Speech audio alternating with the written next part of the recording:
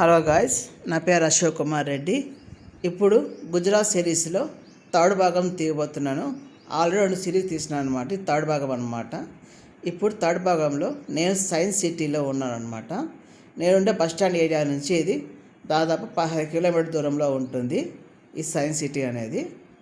So ఇప్పుడు నేను science సిటీలో చాలా భాగాలు ఉన్నాయి. నేను వచ్చిన భాగం వచ్చేసి art of science and gallery అనమాట. ఇది ఒక ప్లానటోరియం అనమాట. గుండ్రంగా ఉంది, గ్లోబ్ మాదిరిగా. ఇది ఒక ప్లానటోరియం అనమాట.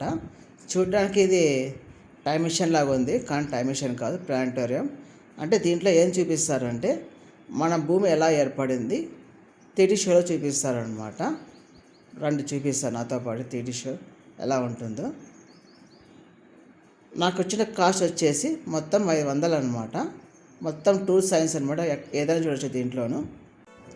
ఈ ఆర్ట్ ఆఫ్ సైన్స్ అండ్ గ్యాలరీలో 4 ఫ్లోర్స్ ఉంటాయి. ఇప్పుడు నేను వచ్చేసి 3rd ఫ్లోర్లో ఉన్నాను అనమాట. ఈ 3rd ఫ్లోర్లోనే మనకి 3D షో జరుగుతుంది.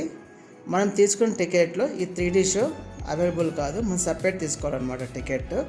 దీని టికెట్ కాస్ట్ వచ్చి 150 రూపీస్ అనమాట. మిగతా సైన్స్ ఎగ్జిబిషన్ లోపల గ్యాలరీ అన్నీ కూడా ఫ్రీ అనమాట. దాంట్లో ఏముంటాయంటే మన సోలార్ సిస్టమ్ ఎలా ఉద్భవించింది, మన ఎన్ని ప్లానెట్స్ ఉన్నాయి, మన భూమి మీద మన బరువు ఎన్ని కేజీలు ఉంటాయి, వీనస్లో ఎట్లా ఎన్ని కేజీలు ఉంటాయని చూపిస్తుంది అనమాట. ఇదే 3D షో ఒక హాలు. ఇదే నాకు 3D ఇచ్చిన కట్టద్దాలు అనమాట. ఇక్కడ షో వచ్చేసి బిగిన్ అవుతుంది, 5 yearsలో బిగిన్ అవుతుంది అనమాట. ఇదే థియేటర్, దీంట్లోనే షో ప్రారంభమయ్యేది. ఇది వచ్చేసి గోళాకారంలో ఉంది థియేటర్ వచ్చేసి. షో వచ్చేసి ఒక 10 నిమిషాలు ప్రారంభమవుతుంది. దీంట్లో రోజు వచ్చేసి ఒక దాదాపు 6 షోలు జరుగుతాయి. 6 షోలు 2 సపరేట్గా ఉంటాయి. ఒక షో వచ్చేసి విఆర్ స్టార్స్, ఇంకోటి వచ్చేసి వోయేజ్ అనమాట. ఇప్పుడు మీరు చూపించబోయేది విఆర్ స్టార్స్ అనే భాగంలో చూపిస్తున్నాను. విఆర్ స్టార్స్ అంటే ఏం లేదు, దీంట్లో బిగ్ బ్యాంగ్ థియరీ ఏర్పడి భూమి అంతా గోళాకారం ఏర్పడుతుంది అనమాట. ఎలక్ట్రాన్స్, న్యూట్రాన్స్, ప్రోటాన్స్ ఏర్పడి భూమి అంతా గోళాకారంగా ఏర్పడి తర్వాత భూమి అంతా ఫస్ట్ వేడిగా ఉండి మళ్ళీ చల్లబడిన తర్వాత నీరు ఉద్భవించిన తర్వాత ఆ నీటిలో కొన్ని జీవాలు ఏర్పడి మనము తర్వాత బయటకు వచ్చామని చెప్తున్నారు ఇక్కడ. అదే చెప్తున్నారు ఇక్కడ. నాకు సరిగ్గా అర్థం కాదు, ఇది హిందీలో చెప్తున్నారు, నాకు అర్థమైంది మీకు చెప్తున్నాను అనమాట. దీంట్లో భూమిపైన జీవం ఎలా ఏర్పడింది చెప్తున్నారు ఇక్కడ. ఫస్ట్ సముద్రంలో అంటే నీటిలో ఏర్పడినాయి అంటున్నారు. నీటిలో ఏర్పడిన తర్వాత మళ్ళీ భూమిపైకి వచ్చినాయి అంటున్నారు. నీటిలో వచ్చేసి పాలిచే జంతువులు ఉంటాయి, గుడ్లు పెట్టే జంతువులు ఉంటాయి అన్నమాట. అట్లాగే భూమిపైన కూడా పాలిచ్చే జంతువులు ఉంటాయి, గుడ్లు పెట్టే జంతువులు కూడా ఉంటాయి. నీటిలో పాలిచ్చే జంతువులు ఏముంటాయి అంటున్నారా? వేల్స్, ఇప్పుడు చూపిస్తాను. వేలు, తర్వాత డాల్ఫిన్స్, ఇలాంటివన్నీ పాలిచ్చే జంతువులే అనమాట. మన భూమి మీద తెలుసు అన్నమాట ఏముంటాయి అనేది. ఫస్ట్ ముసలి నుంచి బయటకు వచ్చాయని చెప్తున్నారు, ఎంతవరకు నిజమో నాకు తెలియదు. ఇక డైనోసార్స్ ఏర్పడిన తర్వాత చాలా ఏళ్ళ కిందట డైనోసార్స్ చనిపోయాయంట. చనిపోయిన కూడా కొత్త జీవాలు ఉద్భవించని చెప్తున్నారనమాట. దీంట్లో మీనింగ్ ఏంటంటే మన భూమి ఎన్ని జీవాలు ఏర్పడినా, ఎన్ని జీవాలు చచ్చిపోయినా కూడా తర్వాత కొత్త జీవం ఏర్పడుతుందని దీంట్లో సారాంశం అనమాట. అంతకుమించి ఏం లేదు దీంట్లోనూ. చూడడానికి అయితే బాగానే ఉంది, సూపర్. ఇప్పుడు నేను వేరే ఎగ్జిబిషన్కి వచ్చాను గ్యాలరీలో. ఇక్కడ ఒక్కొక్క ప్లానెట్ మన బరువు ఎంత చూపిస్తుంది అనమాట. మెర్క్యూరీ ప్లానెట్లో ఉన్నాను అనమాట. నా బరువు వచ్చేసి 36 కేజీలు ఉన్నాను. ఇక్కడ భూమిపైన వచ్చేసి 98 కేజీలు ఉన్నాను అనమాట. నెక్స్ట్ వచ్చేసి ఇక్కడ కింద 1st ఫ్లోర్లో ఉన్నాను. మీకు గ్లోబ్ చూపిస్తాను పై వరకు, కింద నుంచి పై వరకు ఎలా ఉంటుందో. ఇదే అనమాట, ఎలా ఉంది చూడడానికి బాగుంది కదా గ్లోబు పై వరకు. నెక్స్ట్ వచ్చేసి ఫుడ్ ఆర్డర్ చేశాను. ఇది ఎగ్జిక్యూటివ్ లంచ్ అనమాట. 5 పూరీలు, గోబీను, రైసు, గులాబ్ జాము, బటర్ మిల్క్, పప్పు, అవేంటి దోసకాయలు ఇచ్చారనమాట. సబ్జీ ఇచ్చినాడు. తినడానికి ఎట్లా ఉంది, బాగలేదు. ఇది వచ్చేసి గేర్ అనమాట, ట్రైన్లో ఉండే గేర్. ఇది పెద్ద గేర్ మారిస్తే కన్నా చిన్న గేర్ కూడా తిరుగుతుంది, స్పీడ్గా పోతుంది అనమాట. చిన్న గేర్ వేస్తే కానీ చిన్న గేర్ తిరుగుతుంది, పెద్ద గేర్ స్టాప్ చేస్తుంది అనమాట. అప్పుడు స్లోగా పోతుందని దీనికి మీనింగ్ అనమాట. అంత మించి ఇంకేం లేదు. దీన్ని చూడడానికి చిన్నగా అనిపిస్తుంది, కానీ అర్థం చాలా వేరేగా ఉంటుంది. ఈ తర్వాత వచ్చేసి రేడియోమీటర్ అనమాట. ఇక్కడ స్విచ్ ఉంది కదా, దానిపైన నొక్కితే కానీ లైట్ వెలుగుతుంది.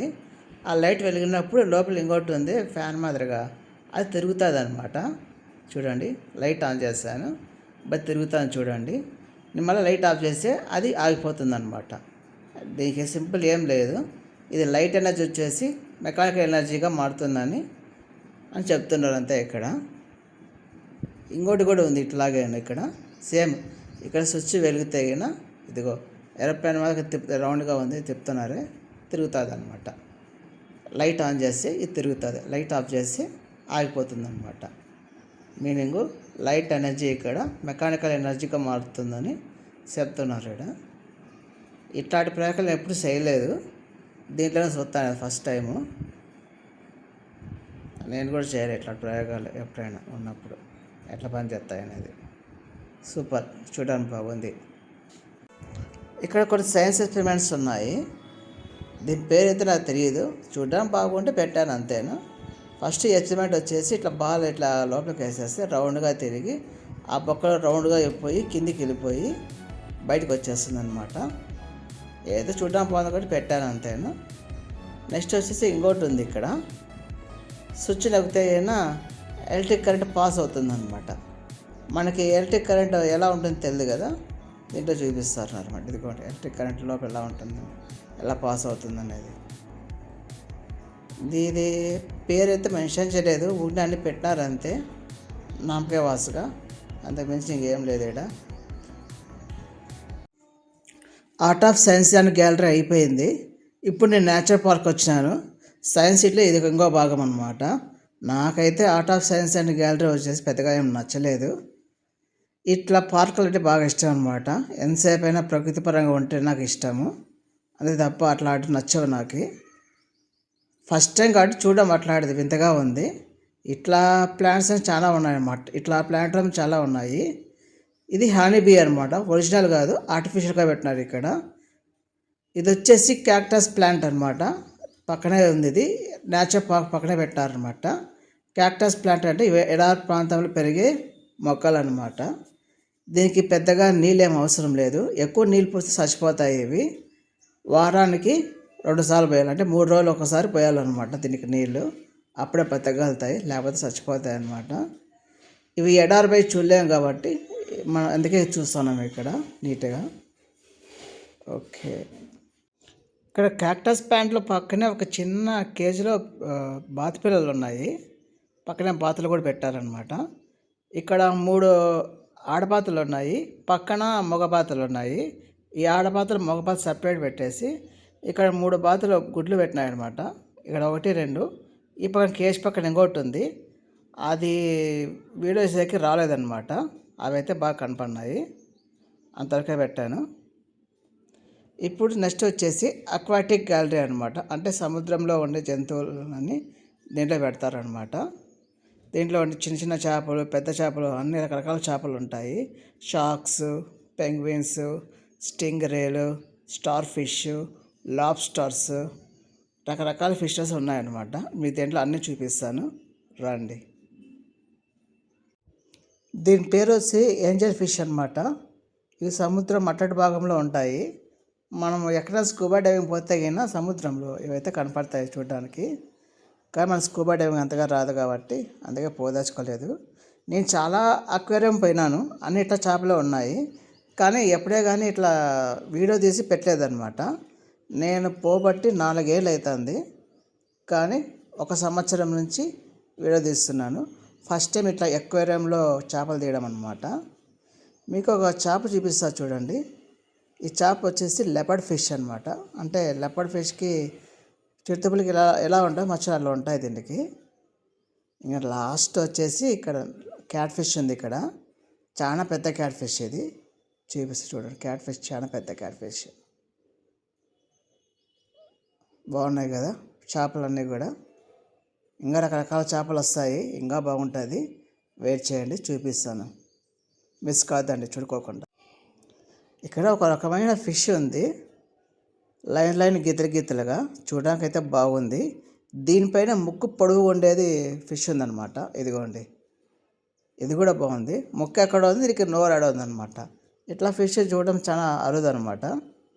నేను ఫస్ట్ టైం ఈ అక్వాటిక్ గ్యాలరీలో చూస్తాను అనమాట ఫిష్ని. ఇదైతే సూపర్. ఈ అక్వాటిక్ గ్యాలరీ వచ్చేసి భలే నచ్చింది నాకు. అంటే సముద్రపు జీవుల యొక్క గ్యాలరీ అనమాట. సూపర్ అంటే సూపరు. మనం తీసుకున్న టికెట్లో ఇది ఫ్రీ అనమాట. ఇప్పుడు నెక్స్ట్ వచ్చేసి తెల్లగా కనపడుతుంది ఫిష్ కింద, దాని వచ్చేసి గోర్ అనమాట. దానిపైన ఇంకోటి పెద్దది ఉంది, చూపిస్తా చూడండి. ఇదిగోండి పెద్ద ఫిష్ గోర్ ఇది. ఇదైతే కదులుతుంది, కిందది కదలలేదన్నమాట. దీనికన్నా ఇంకా లావ్ వస్తుంది గోర్ ఫిష్ అనేది, అయితే దీంట్లో అయితే లేదు. ఓకే,